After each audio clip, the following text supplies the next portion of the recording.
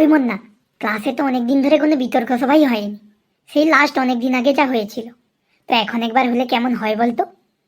ওসব আমি বলতে পারবো না, আমি এই ক্লাসের মালিক নয় যে আমি সব কিছু বলবো।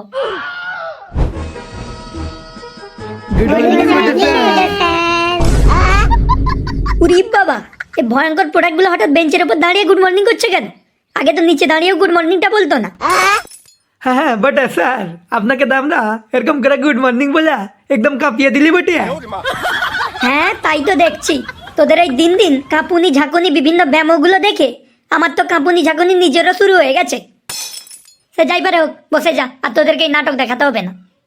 যাই হোক মন্না, তুই বলতো, যদিও তোর ওপর আমার খুব একটা বিশ্বাস ভরসা আশা কোনো কিছুটাই নেই, তাও বল যে ক্লাসে যদি একটা টক শো আয়োজিত হয়, অর্থাৎ বিতর্ক সভা যদি একটা আয়োজিত হয়, তাহলে কেমন লাগবে বল? স্যার দারুণ হবে স্যার, আমি তো একদম ভেতর থেকেই স্যার একদম মজা পেয়ে যাচ্ছি। স্যার আমার মনে এই কথাটা ছিল, তাই একটু আগে আমি বল্টুকে বলছিলাম যে ক্লাসে বিতর্ক সভা হলে কেমন হয় বলতো। উরি বাবা, এসব মানা যায়? আমি তো ক্লাসে আজ সবকিছু উল্টো পাল্টা দেখছি। জানি না বাবা, আজকে সূর্যটা পশ্চিম থেকে উঠেছে নাকি পূর্ব থেকে উঠেছে। দাঁড়া একটু দেখে আসি। তবে বিতর্ক সভার কথাটা প্রথম তুই তুলছিলি, তাই তো?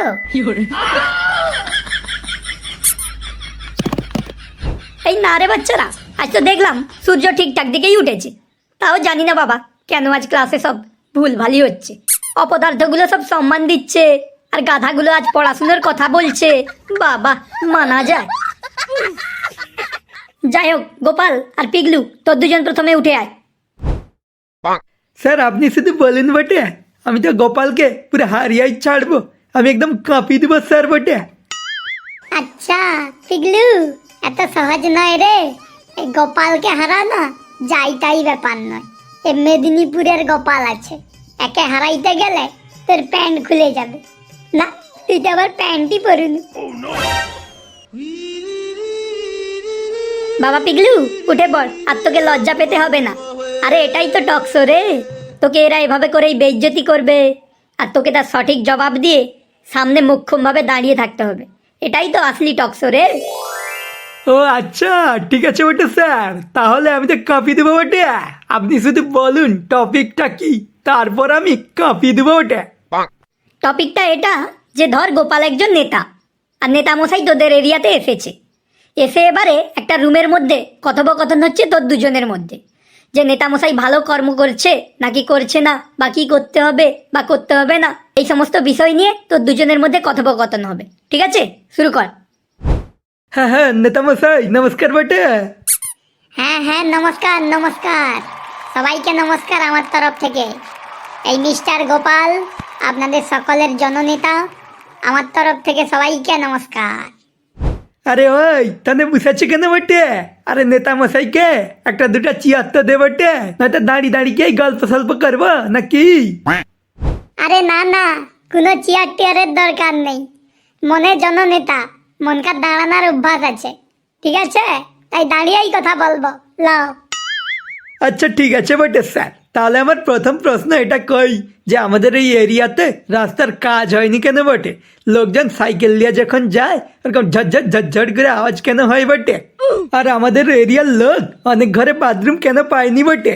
আর এই যে আমাদের নদী ধারটা কেন পাড় ভেঙে যায় রে বটে?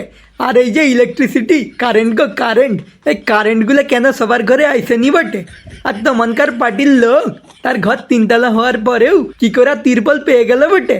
এত কিছু হওয়ার পরেও কি করে আমাদের গ্রামে এত গরিব লোকগুলা যাদের থাকা খাওয়ার ঠিক করে ব্যবস্থা নেই, তারা কেন এখনো গরিব আছে বটে? কেন তারা ধনী লোক হয়নি বটে? অথচ যে গরিব লোকটা তোমাদের পার্টি থেকে দাঁড়াইছিল বটে, সে কি করে 2 বছরের মধ্যে এত কোটি টাকার মালিক হয়ে গেল বটে? কব এগুলা সবের উত্তর আমার চাই বটে। ওরে বাবা বাবা, মানে কে এটা? আমি কি করে কইব এগুলা?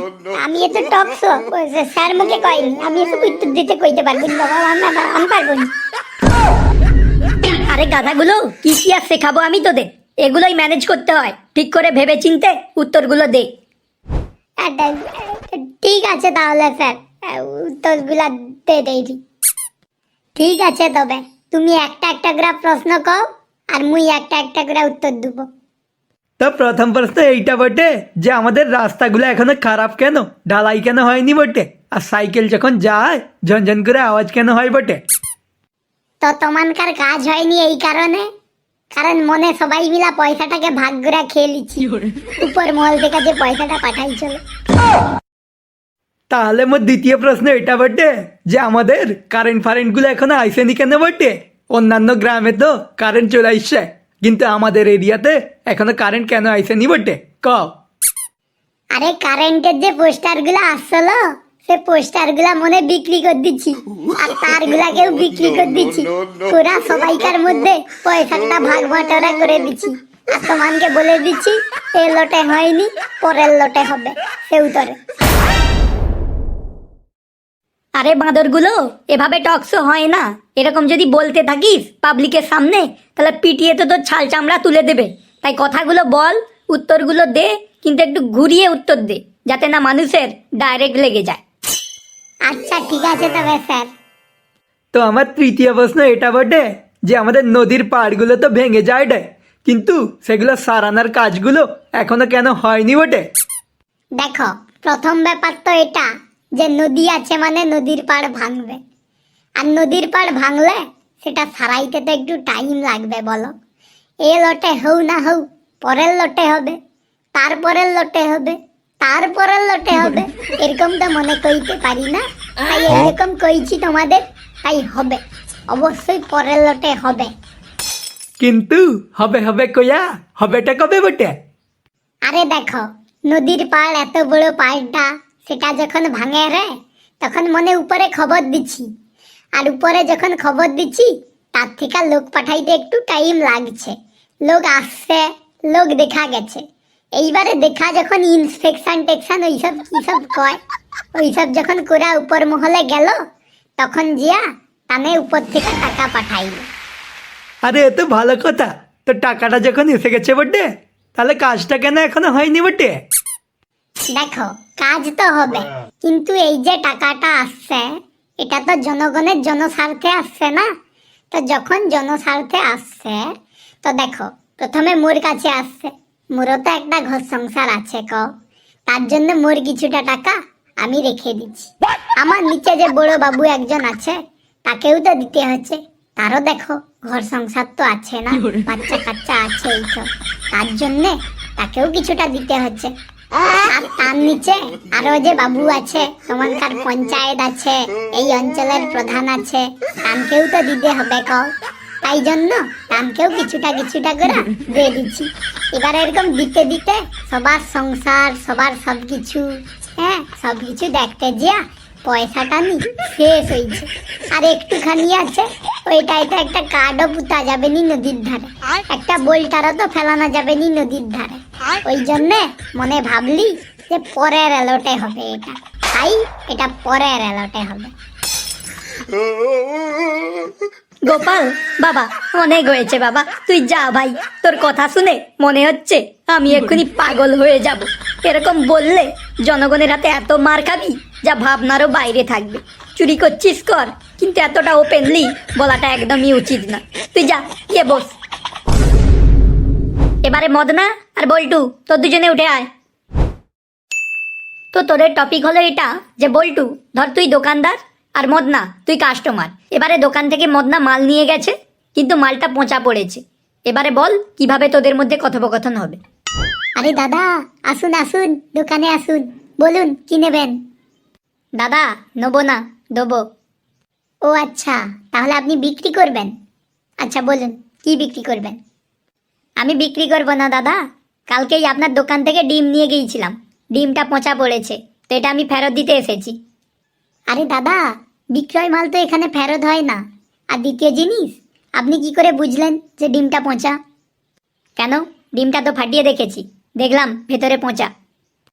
তো আপনি ডিমটা কি এনেছেন দোকানে? আরে পচা ডিম আবার কি করতে আনবো, তাই ফেলে দিলাম, তাই আপনার কাছে এলাম বলতে। ফেরত তো হবে না, যাই হোক, কিন্তু পয়সাটা ফেরত নেবো। না না দাদা, এরকম হয় না। আপনি তো মিথ্যেও কথা বলতে পারেন, অন্য কোথাও থেকে হয়তো ডিম কিনে এনেছেন, অথবা হয়তো পচাই নয়, খেয়ে নিয়ে হয়তো এখানে এসে আমাকে গ্যাস শোনাচ্ছেন। কি কি বলেন আপনি? আমাকে দেখে মিথ্যুক মনে হচ্ছে? আমি এসে ঢম মারছি এখানে আপনাকে? হ্যাঁ, আপনার এই পচা ভাগাড়ের ডিমকে খেয়ে আমি এখানে ঢম মারবো এসে? এ দাদা, বেশি গরম দেখাবেন না, আমিও ভালো গরম তুলতে জানি। তুই গরম তুল আর যাই তুল, আমার ওসব জেনে লাভ নেই। তুই আমার টাকা ফেরত দে আগে। ওসব ফেরত টেরত হবে না, আপনি আসুন। আর বেশি তুই টাঙ্গারি করে কথা বললে না, মুখ টুক ভেঙে একদম বাঁকিয়ে দেবো। কি কি বললি? তুই আমার মুখ ভাঙবি? দেখ এবারে তোর কি করি।